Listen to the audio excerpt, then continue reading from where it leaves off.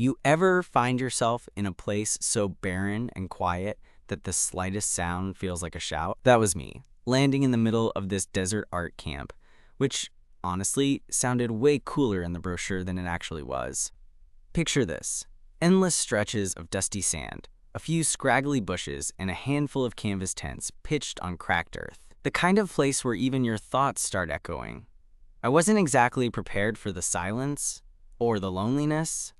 See, I signed up thinking it would be a chance to escape the city noise, get some uninterrupted time to work on my painting, maybe find a little inspiration under the wide open sky.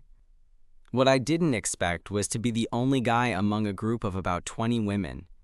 It's not that I minded.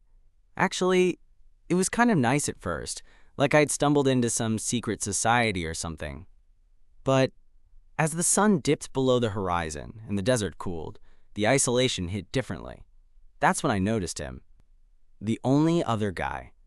He showed up just as the light was fading, dragging a rusty metal tub behind him filled with firewood. Tall, lean, with a kind of weathered look that suggested he'd been around this desert more than once. His hair was sun-bleached and tousled like he'd been running his hands through it all day, and there was this quiet confidence in the way he moved that caught me off guard. He smiled a little crooked and said, "Looks like we're the only two guys out here. Think we should keep warm?" I laughed, partly because it was the first real conversation I'd had since arriving, and partly because, well, the desert was already turning cold enough to remind me I forgot my jacket. We ended up sitting by the fire he built, the flames crackling as the stars blinked awake overhead. It was strange and almost comforting, this unspoken understanding between two guys stranded in a sea of strangers. I learned his name was Nate, and that he'd been coming to this camp every year for nearly a decade. He was an artist too, though his work was more sculptural, using scrap metal and desert debris to create these raw, jagged pieces that somehow felt alive. I was instantly intrigued. There was something about him that felt real, like he wasn't just passing through, but belonged to this place in a way I didn't. As the night deepened and the camp around us quieted, Nate looked over at me and said, "It's crazy how out here, with nothing but sand and stars, you can still feel so connected."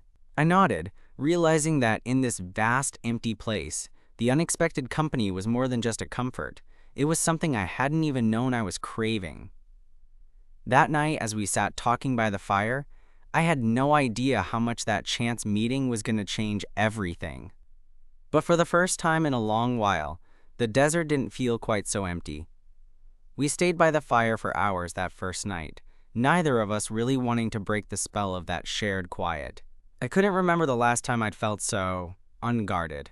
Usually in the city, I was always on, sizing people up, making small talk just to fill the noise. But out here, with Nate, it was different. We just talked about art, about the desert, about the weird mix of loneliness and freedom that this place gave us. He told me how he'd first come to the camp as a way to get away from family drama, how the desert's harshness was a kind of reset button. I shared how I was trying to push myself creatively, but feeling stuck, like I was spinning my wheels back in my studio. There was no pressure to impress or perform, just two guys figuring things out over a fire that felt like it was burning a little warmer because of our company. When we finally packed up around midnight, the chill had seeped deep into my bones. Nate pulled his jacket tighter around me without me asking, and I realized how small that gesture felt like something more than just practical. Walking back to my tent, I caught myself glancing over my shoulder, hoping he'd be there, and he was. Quietly trailing behind, like he didn't want the night to end either. The next day started early. The sun rose in an explosion of orange and pink, lighting up the desert like it was on fire. I went out to the communal paint area, still feeling the buzz of last night's conversation. Nate was already there, his hands smeared with rust and dust, shaping a twisted piece of scrap metal into something that looked strangely like a bird. He looked up and grinned when he saw me, holding up a brush like a peace offering. "You're coming to the bonfire tonight, right?" "We're doing a little show and tell," he said. There was a casualness to his voice, but I could tell he wanted me there. And honestly, I wanted to be. During the day, we ran into each other a few times. At lunch, I caught him sitting alone under a scraggly mesquite tree, sketching in a notebook. I pulled up a chair, and we ended up talking about everything from favorite movies to regrets about past relationships. He was easy to talk to, like the kind of person you could tell your worst stories to without fear of judgment.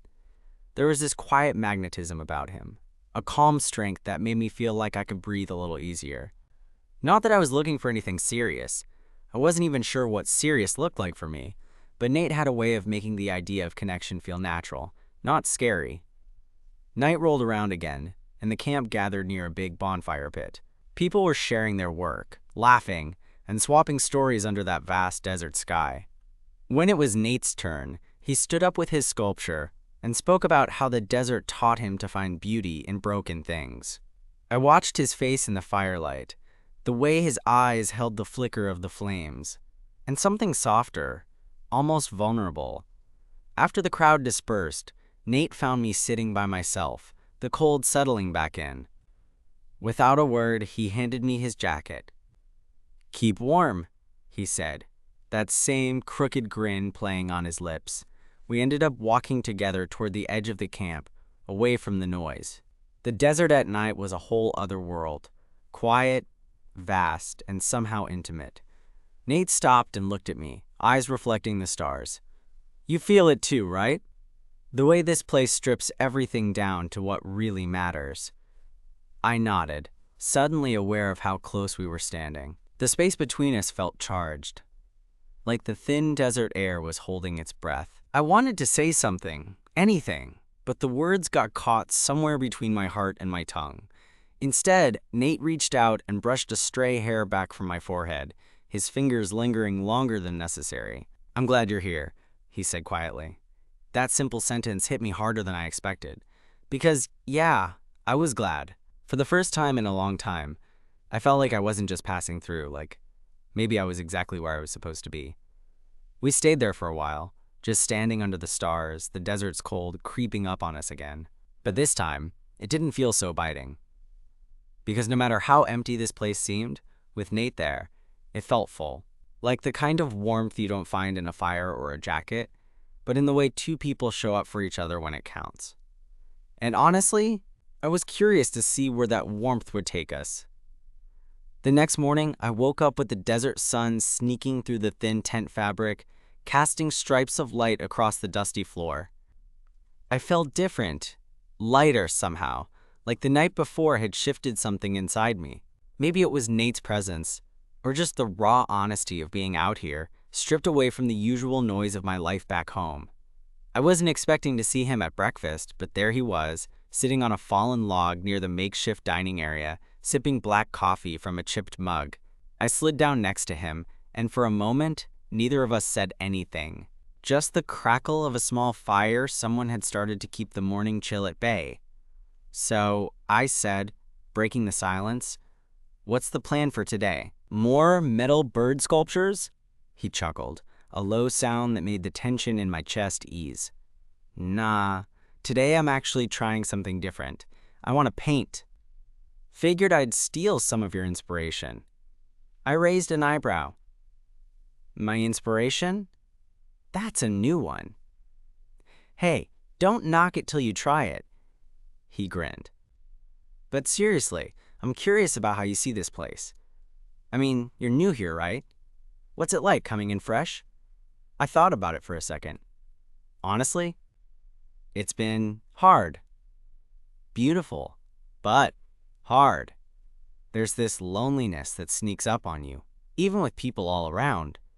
And I wasn't expecting to be the odd guy out, you know? "The only dude." He nodded, eyes thoughtful. "Yeah, I get that. I'm one of the few guys here too. Sometimes it feels like we're holding down half the sky all by ourselves." There was something in the way he said that, half joking, half serious, that made me smile. Maybe we were both outsiders in our own way, finding a little refuge in this dusty corner of the world. We spent the morning wandering through the camp, Nate showing me some of his favorite spots. The abandoned water tank where he'd left some sculptures, the rocky outcrop that caught the sunset just perfectly. I pulled out my sketchbook, and he watched as I tried to capture the way the light hit the landscape, the subtle shifts in color. By midday, the sun had climbed high, baking the earth and making the air shimmer with heat. Nate suggested we take a break under the biggest mesquite tree we'd seen so far, its branches casting a generous shade. We sat side by side, sharing water and some stale crackers I'd packed, and I realized how natural it felt to be near him.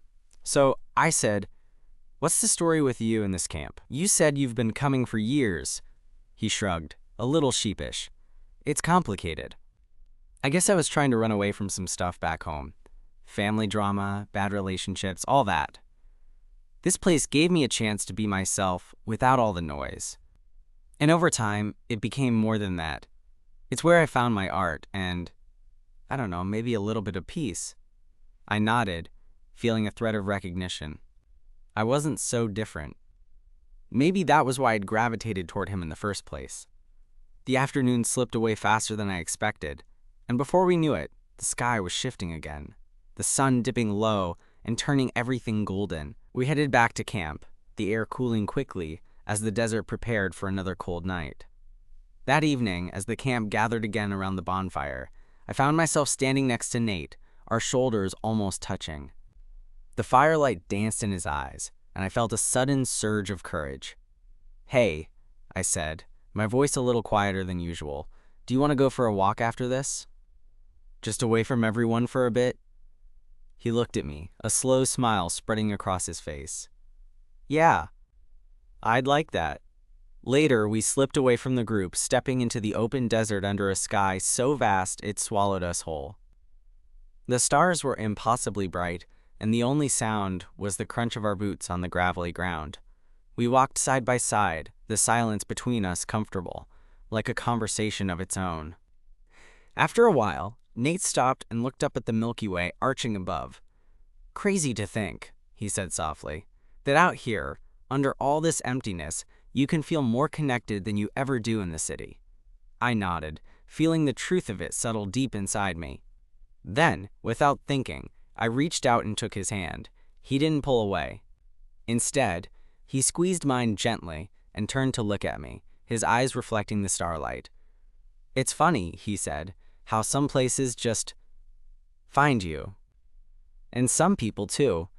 I swallowed hard, my heart beating in a way I hadn't felt in a long time. "Yeah," I whispered. "Some people." We stood there for a long time, hands intertwined, sharing that quiet warmth. In a place where everything else was stripped away, the only thing that mattered was the connection between us, and for the first time since I arrived, I felt like I wasn't alone anymore.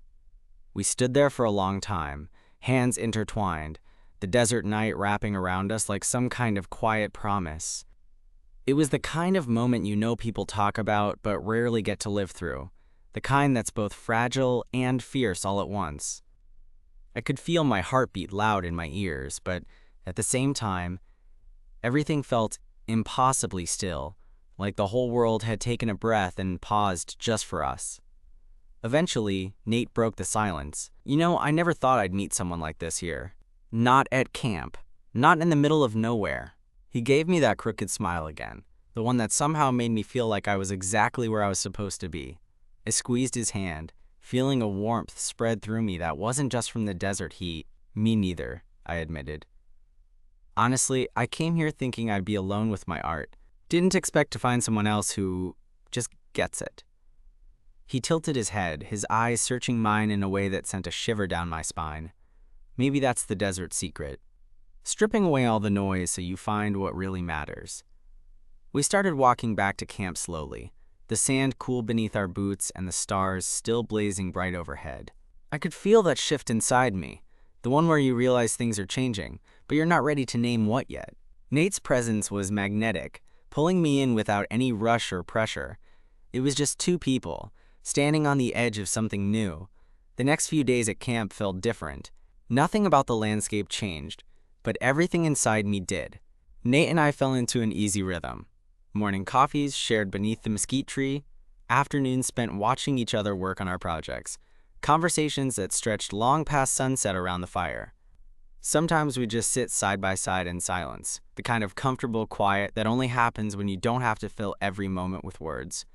One afternoon, I caught Nate staring at one of my paintings, a big, messy canvas full of desert colors and abstract shapes. He didn't say anything at first, just looked. When he finally spoke, his voice was soft, almost like he was surprised by what he saw. "You've got a way of capturing this place that's honest. Like you're not trying to make it prettier than it is." I shrugged, feeling a lump form in my throat. "I'm still figuring out how to see it myself." He nodded, then hesitated before adding, "I think that's what makes it real. The raw stuff, the messy edges, that hit me harder than I expected. Because sometimes I was scared to show the messy parts, the parts one wasn't proud of or didn't fully understand. But with Nate, it felt safe to be flawed." One evening, a few days before camp ended, we found ourselves alone again by the fire pit. The others had retreated to their tents, and the desert air was crisp, stars overhead like an ocean of light. Nate pulled his jacket tighter around him and glanced at me. "You ever think about what happens after this, when we pack up and head home?" I swallowed hard. "All the time. I don't want this to just be a memory." "Me neither." He reached out and brushed a finger along my cheek, light and tentative. "I don't want to lose this." I leaned into his touch, heart pounding. "Neither do I." We stayed like that for a while, wrapped up in the quiet certainty that whatever this was, it was real. But underneath that warmth, there was a flicker of something else. Fear, maybe. Fear that this moment wouldn't last, that the world waiting outside this desert bubble would pull us apart. The next morning, Nate and I woke up early to watch the sunrise. The sky exploded in colors only the desert could create, fiery reds and soft purples bleeding into one another. We sat close, shoulders touching, neither of us saying much. Finally, I broke the silence. "What if we tried to make this work? Not just here, but after camp?" He looked at me, eyes searching. "You mean us?" "Yeah. I don't want to go back to my old life and pretend this didn't happen." Nate smiled then, that full, genuine smile that made my stomach flip. "I want that too, but it's going to be hard. We're from different places, different lives." "I know, but maybe it's worth it." He nodded slowly, then squeezed my hand. "Okay, let's figure it out together."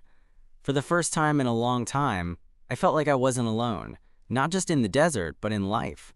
Nate and I were two imperfect guys, thrown together in the middle of nowhere, trying to build something real out of dust and stars.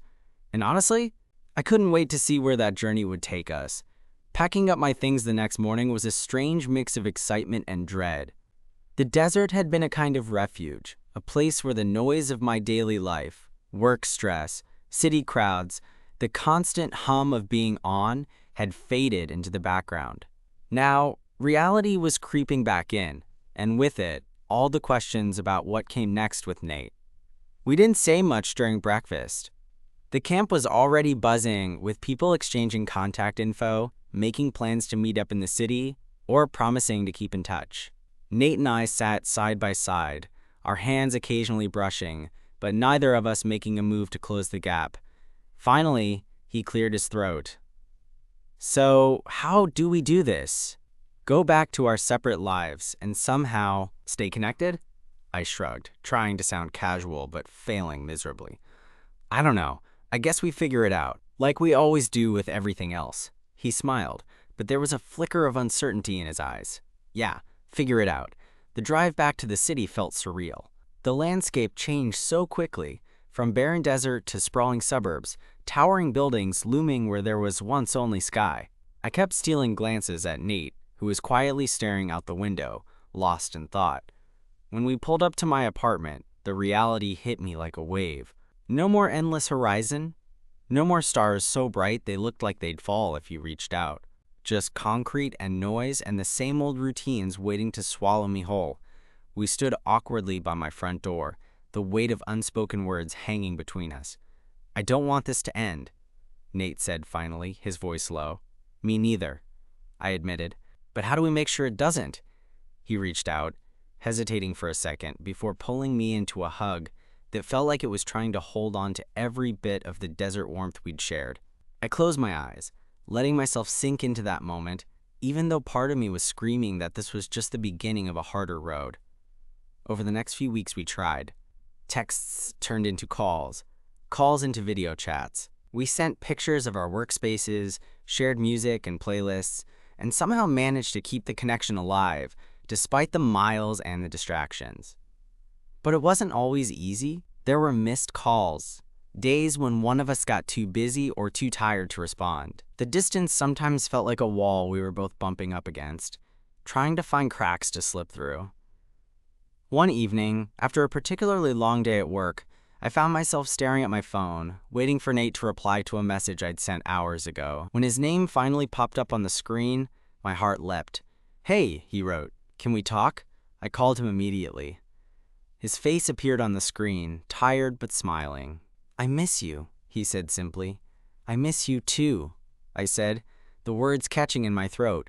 We talked for hours that night, about everything and nothing, about the camp, about the desert, about the awkwardness of trying to build something real when life kept pulling us in different directions.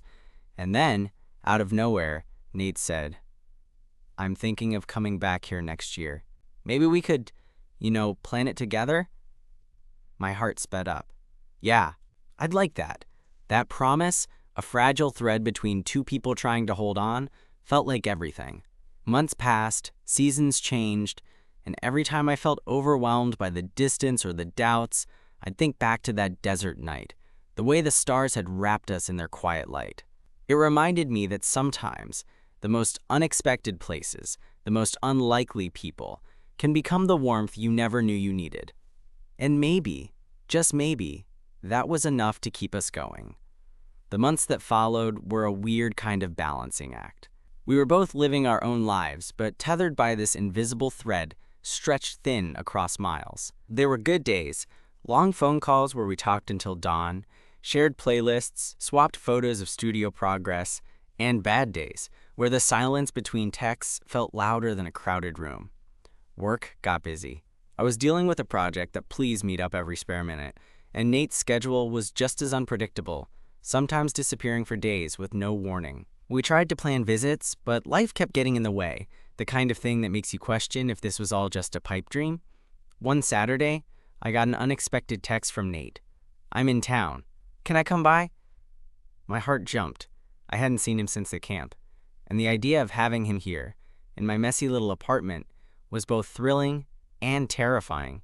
I cleared my schedule immediately and spent the afternoon pacing, trying to figure out what to say, what to do. When the doorbell finally rang, I almost didn't recognize the confident smile waiting outside. Nate stepped in, carrying a worn backpack, and that same sun-bleached hair tousled like he'd just walked off a desert trail. We fell into each other's arms like no time had passed, and for a moment the distance dissolved. That night, we sat on the couch, sharing a bottle of cheap wine, laughing about the camp and the absurdity of being the only two guys in a sea of artists. Nate pulled out a small sculpture he'd been working on, a twisted bird made from scrap metal, similar to the ones he'd shown me out there. "You still working on these?" I asked, running my fingers over the rough edges. "Always.